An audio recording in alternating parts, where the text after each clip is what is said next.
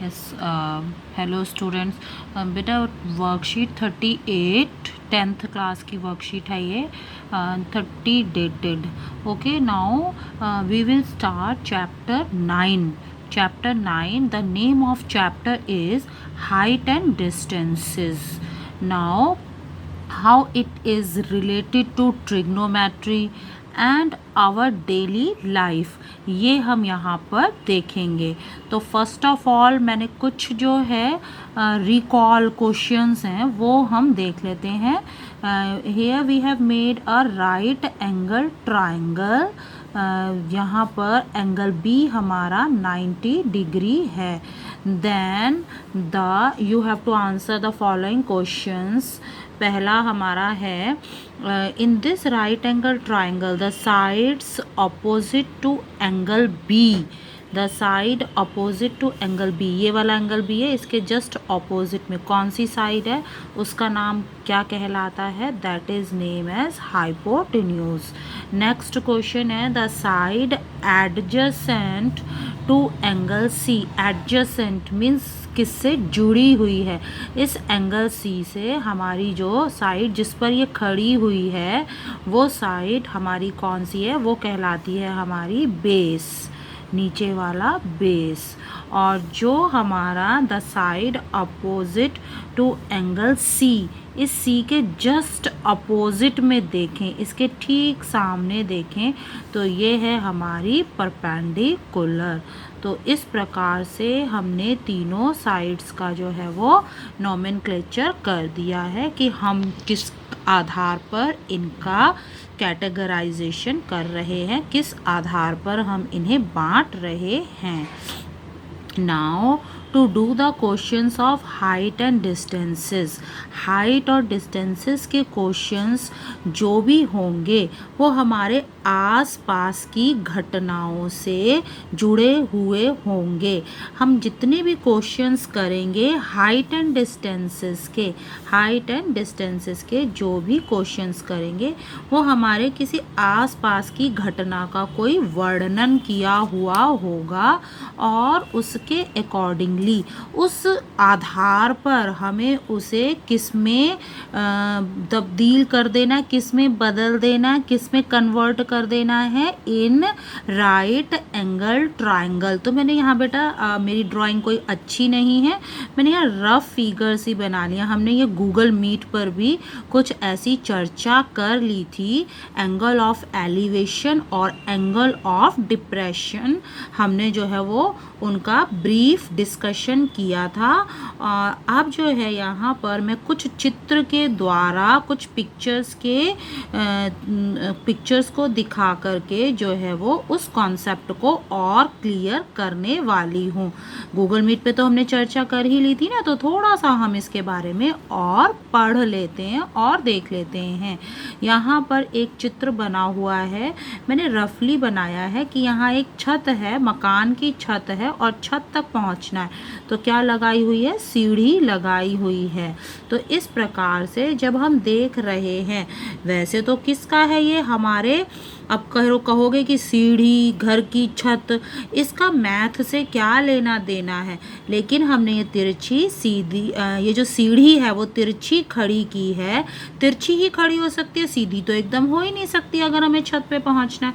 ये जो बेस है हमारा, ये जो नीचे है और ऊपर ये छत तक हमने पहुंचा तो क्या हो रहा है? हमें दिख रहा है ना एक राइट एंगल ट्राइंगल बनता हुआ.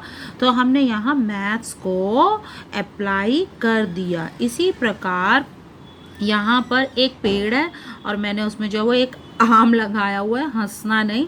और यहाँ पर जो है वो एक ऑब्जर्वर खड़ा है और वो ऑब्जर्वर किसको देख रहा है? इस आम को देख रहा है.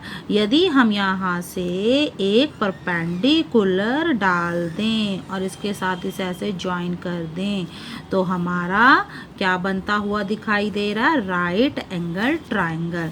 इसी प्रकार से यहाँ पर तीसरे वाले एग्जाम्पल में एक टावर है, बड़ा सा एक टावर है, उसकी छत है और यहाँ शिप पर एक ऑब्जर्वर है और वो ऑब्जर्वर किसे देख रहा है? इसको देख रहा है. इस यहाँ ये ऑब्जर्वर जो है इस टावर को देख रहा है। तो यहाँ पर भी हमारा ये राइट एंगल ट्राइंगल बन रहा है, हालांकि बीच में एक और लाइन बन गई है, हम उसे इग्नोर कर लें। चौथा एग्जाम्पल मैंने एक काइट का ले लिया है कि ऑब्जर्वर खड़ा है और वो काइट को देख रहा है। काइट से यहाँ से एक परपेंडिकुलर डाल दें और ये लाइन ड्रॉ कर दें, तो ये भी हमारा राइट एंगल ट्राइंगल बन गया। नाउ अब मैंने पहले भी बता ही रखा है तुम्हें, एंगल ऑफ एलिवेशन और एंगल ऑफ डिप्रेशन, वही सेम चीज़ें हमारी जो हैं वो वर्कशीट में आ रही हैं। Angle of elevation, now angle of elevation क्या है? When a person looks at an object in upward direction, मैंने अपवर्ड डायरेक्शन को अंडरलाइन कर दिया है। अपवर्ड डायरेक्शन में यदि कोई भी व्यक्ति, कोई भी ऑब्जर्वर किसी ऑब्जेक्ट को ऊंचे रखे हुए किसी ऑब्जेक्ट को देखता है, यदि कोई व्यक्ति या ऑब्जर्वर ऊंचे डायरेक्शन में, ऊपर की डायरेक्शन में स्थित किसी भी वस्तु को देखता है, तो उन दोनों के बीच में एंगल ऑफ एलिवेशन बनता है। किस प्रकार से बनता है वो एक रफ फिगर मैंने यहाँ पर बना दिया है कि दो चीज़ें होती हैं। एक होता है हमारा ऑब्जर्वर, हमें ये देखना है ऑब्जर्वर कहाँ है, उनकी पोजीशन फिक्स करनी होती है। ऑब्जर्वर इस वक्त कहाँ है? नीचे, हमने उसे नीचे फिक्स कर दिया। ऑब्जेक्ट जिसे वो देख रहा है, ये पर्सन किसे देख रहा है? एक काइट को देख रहा है, यानी हमारा ऑब्जेक्ट हमने फिक्स कर दिया और ऑब्जेक्ट कहाँ दिखाई दे रहा है? ऊपर। तो हमें पता चल गया यदि नीचे से ऊपर की किसी वस्तु को देखें तो वहाँ पर हमारा एंगल ऑफ एलिवेशन बनता है। अब वो बनता कैसे है, उसका हम निर्माण कैसे करेंगे? हम ऑब्जर्वर और ऑब्जेक्ट के बीच की दूरी को एक लाइन बना करके ये लाइन बना देंगे, इन दोनों के बीच में एक लाइन खींच देंगे। और इसी प्रकार जहाँ पर, ध्यान रखें, जहाँ ऑब्जर्वर खड़ा है वहाँ से एक हॉरिजॉन्टल, उसी की सीध में, उसी की सीधाई में, मुझे और कोई शब्द तो सूझ नहीं रहा तो मैंने सीध ही बोल दिया है, मुझे तो सीध ही समझ आ रहा है इस वक्त कि वो ऑब्जर्वर की सीध में एक रेखा, एक लाइन ऐसी डाल दें। तो अब इस लाइन और इस लाइन के बीच में जो कोण बना वो कहलाएगा एंगल ऑफ एलिवेशन। तो एंगल ऑफ एलिवेशन कैसे बनता है? यदि ऑब्जर्वर नीचे है और ऑब्जेक्ट हमारा ऊपर है तो एंगल ऑफ एलिवेशन बनता है। और बनता किस प्रकार से? हम इन दोनों ऑब्जेक्ट और ऑब्जर्वर के बीच की लाइन ड्रॉ कर देंगे और ऑब्जर्वर से एक हॉरिजॉन्टल ड्रॉ कर देंगे, तो हमारा बन गया एंगल ऑफ एलिवेशन। ये जो कोण एंगल बना ये है एंगल ऑफ एलिवेशन। अब नेक्स्ट हमारा आ जाता है angle of depression. Angle of depression, इसके विपरीत एंगल ऑफ डिप्रेशन क्या हो जाएगा?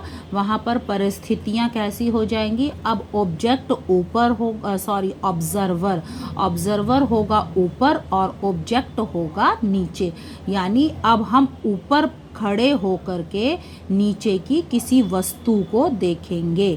तो ये मैंने डेफिनेशन लिख दी है। When a person looks downward, when a person looks an object downward direction, जब कोई व्यक्ति ऊपर खड़े होकर नीचे पड़ी हुई किसी वस्तु को देखता है, then the line of sight of object and horizontal line of sight they makes an angle of depression. मैंने यहाँ पर वापस अब यहाँ पर क्या कर दिया है, यहाँ पर एक बिल्डिंग बना ली और पर्सन अब इसकी छत पर, कोई ऑब्जर्वर कहाँ पर पहुँच गया है? ऑब्जर्वर छत पर पहुँच गया है ऑब्जर्वर।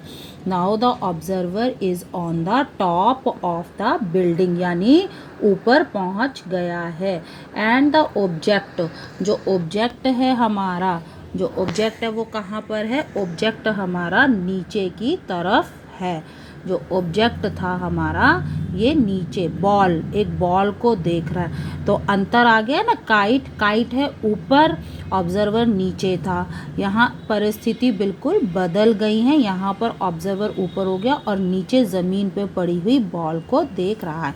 तो कोण बनाना है, कोण बनाने के लिए हमें किस किस को मिलाना पड़ेगा, ऑब्जर्वर और ऑब्जेक्ट के बीच की लाइन को मिला देंगे। और जो रेखा हमें खींचनी है वो किसकी, वो इससे खींचनी है, नहीं, जहाँ भी ऑब्जर्वर है हमें वहीं से खींचनी है। अब ऑब्जर्वर ऊपर है तो ऊपर वहीं से खींचनी पड़ेगी। तो ये बन गया हमारा एंगल ऑफ डिप्रेशन, ये है हमारा एंगल ऑफ डिप्रेशन। ठीक है, तो सभी को अब समझ में आ जाएगा, अगर वीडियो देखोगे तो पक्का समझ में आ जाएगा। तो नेक्स्ट हमारा आता है, हमने 2 प्रकार के कोण सीखे, एंगल ऑफ एलिवेशन और एंगल ऑफ डिप्रेशन।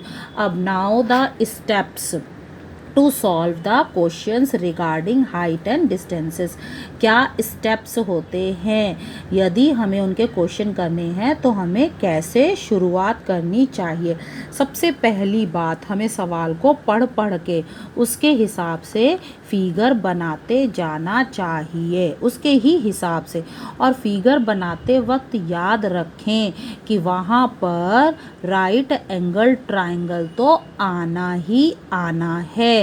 फिर दूसरा, पहले हमने चित्र बना लिया, उसके बाद हम उसमें एंगल को मार्क करें, ऑब्जेक्ट ऑब्जर्वर को करें और मेज़रमेंट ऑफ साइड्स गिवन, उस चित्र में जिन जिन साइड्स की नाप दी हुई है, जो जो एंगल दिए हुए हैं, जो जो पॉइंट बोले हुए हैं, उन सभी को भी मार्क कर दें।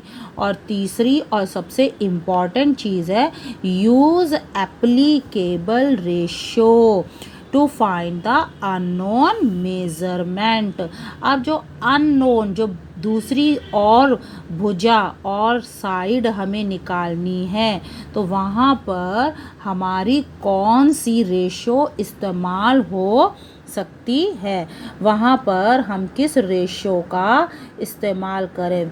बेसिकली देखो, हम 3 ही रेशो का इस्तेमाल करेंगे, साइन, कॉस और टेन। अब लेकिन इन तीनों में से हम कौन सी ले, तो हमें उनमें से सही का चुनाव करना है और फिर उसके हिसाब से आगे क्वेश्चन सॉल्व करना पड़ेगा। ठीक है, तो 3 चीज़ें हो गई। पहले ठीक तरह से पढ़ के, चित्र पढ़ के सवाल पढ़ के चित्र बनाओ। दूसरा, उसमें जो है वो एंगल, लाइन, जितने भी डिग्री दी हुई है एंगल, वो जितने सेंटीमीटर, मीटर लाइन लिखी हुई है वो मार्क करो। और तीसरा जो है, सही रेशो का चुनाव करके सवाल करो। अब आगे आते हैं हमारे ट्राई दीज। अब ट्राई दीज में क्या है, right 2 differences between angle of elevation and angle of depression. तो मैंने दोनों में अंतर लिख दिए हैं, 2 अंतर। एंगल ऑफ एलिवेशन कब बनता है, व्हेन वी लुक अपवर्ड। और एंगल ऑफ डिप्रेशन कब बनता है, when we look downward. Angle of depression कब बनेगा, ये angle of depression when we look downward. इसमें अपवर्ड था, इसमें डाउनवर्ड है। एक अंतर तो ये हो गया। दूसरा अंतर जो है वो क्या है कि angle of elevation is always above the horizontal line. देखो यहाँ पर मैंने बताया भी हुआ है, अगर ये एंगल ऑफ एलिवेशन है तो यहाँ ये एंगल किसके ऊपर बन रहा है, हॉरिजॉन्टल से ऊपर बन रहा है। लेकिन in case of angle of depression, यदि ये बन रहा ना एंगल ऑफ डिप्रेशन, कैसे पहचाना कि यहाँ ऑब्जर्वर ऊपर है, ऑब्जेक्ट नीचे है।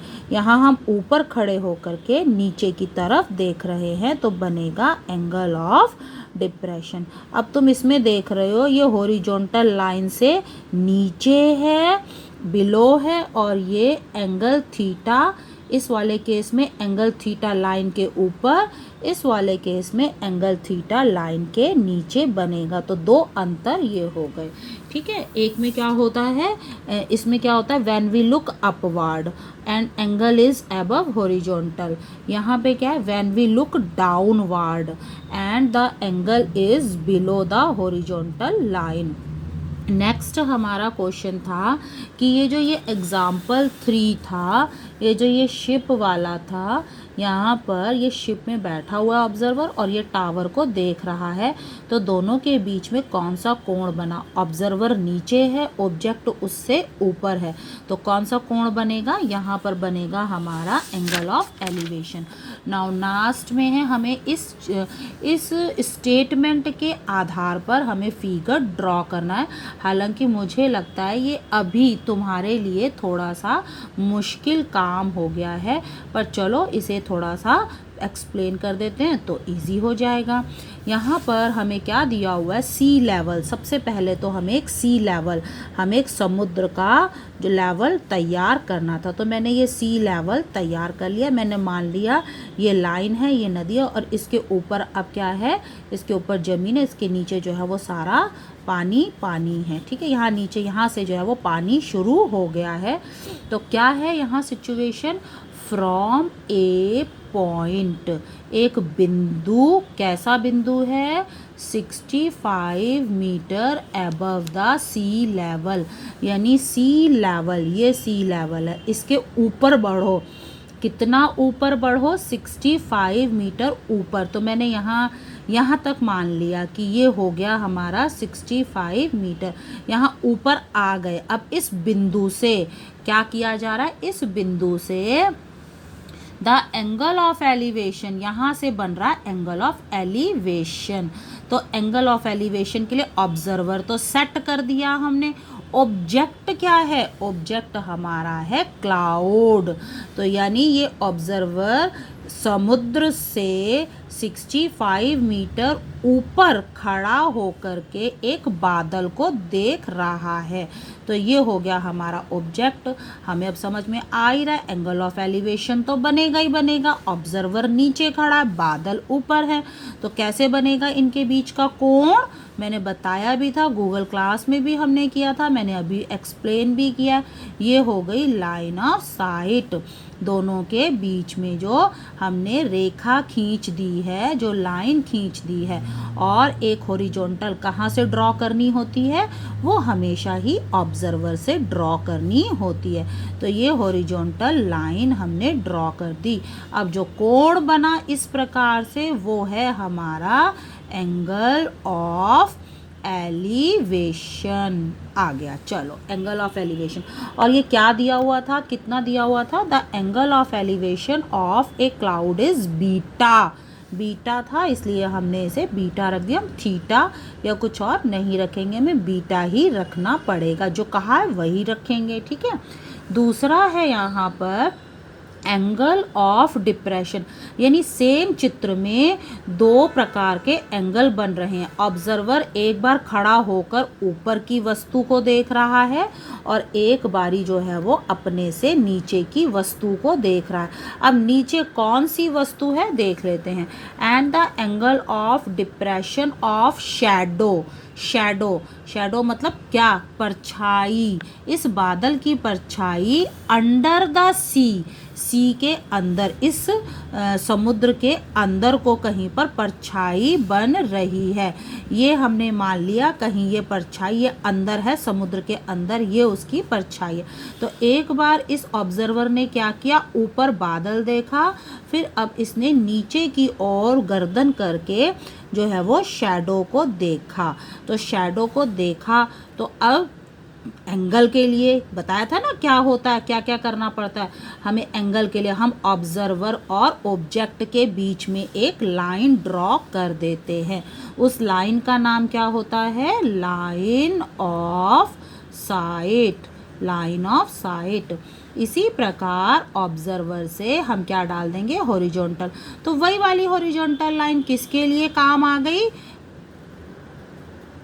एंगल ऑफ एलिवेशन के लिए। और वही सेम लाइन, क्यों ऐसा क्यों हुआ, यही हॉरिजॉन्टल लाइन इसकी भी है और नीचे वाले की, क्यों, क्योंकि ऑब्जर्वर की स्थिति नहीं बदली है। ऑब्जर्वर तो वहीं पर ही खड़ा है जहां वो खड़ा था, तो उसकी सीध कहाँ पर होगी, वहीं होगी। ऑब्जर्वर ने अपनी पोजीशन नहीं बदली है, इसलिए ये हॉरिजॉन्टल लाइन दोनों जगह जो है वो सेम ही होगी। ऊपर वाले एंगल के लिए भी यही होगी और नीचे वाले कोण के लिए भी यही होगी। अंतर क्या है, अंतर क्या है, एक बार इस लाइन के साथ ये लाइन एंगल बना रही है, एंगल ऑफ एलिवेशन। एक बार इसी रेखा के साथ, इसी लाइन के साथ ये नीचे वाली कोण बना रही है और वो कोण का नाम है एंगल ऑफ डिप्रेशन। अब डिप्रेशन क्यों है, मैं बार बार बता चुकी हूँ बेटा कि ये ऊपर देख रहे थे, बादल ऊपर था, इसलिए ये वाला कोण एलिवेशन। परछाई नीचे की तरफ थी, नीचे गहरी थी, ऑब्जर्वर से उसकी तुलना में नीचे थी, उसने गर्दन झुका के देखा, तो इसलिए इन दोनों के बीच का एंगल कहलाएगा एंगल ऑफ डिप्रेशन। नाउ एक चीज़ और दी हुई है, the height of cloud is 518 centimetre. और जो भी ऊंचाई है वो कहाँ से नापते हैं हम, समुद्र तल से नापते हैं, सी लेवल से नापी जाती है ऊंचाई। तो ऊंचाई जो है वो यहाँ से लेकर और पूरे बादल की ऊंचाई, बादल कितनी ऊंचाई पर है, 518 सेंटीमीटर की ऊंचाई पर है। तो हमने सभी को मार्क कर दिया, हमने चित्र बनाया, चित्र में हमने एंगल बनाए, हमने पॉइंट बनाए और हमने साइड की मेज़रमेंट भी लिख दी। इस प्रकार से ये हमारा चित्र पूरा हो गया। तो बेटा आप सबने क्या करना है, आई होप कि सभी बच्चे पूरा उतारेंगे एज इट इज़, आधा अधूरा मत उतारना। हम पहले यहाँ से शुरू करें, पूरा ये जवाब देने हैं, ये 3-4 जो चित्र बने हैं रफ बना लेना, उसके बाद एंगल ऑफ एलिवेशन को डिफ़ाइन करना है, देन हमारा आ जाएगा एंगल ऑफ डिप्रेशन को डिफ़ाइन करोगे, ये स्टेप्स लिखोगे, फिर ये ट्राई दीज। कुछ बच्चे सीधा ट्राई दीज कर रहे हैं, मैं बार बार कह रही हूँ कि वो नहीं करना, मैं उन्हें बार बार कहती हूँ फिर दोबारा करना पड़ता है उन्हें, ठीक है। तो ये पूरा का पूरा एज इट इज़ हमें उतारना है, ठीक है। ओके बेटा।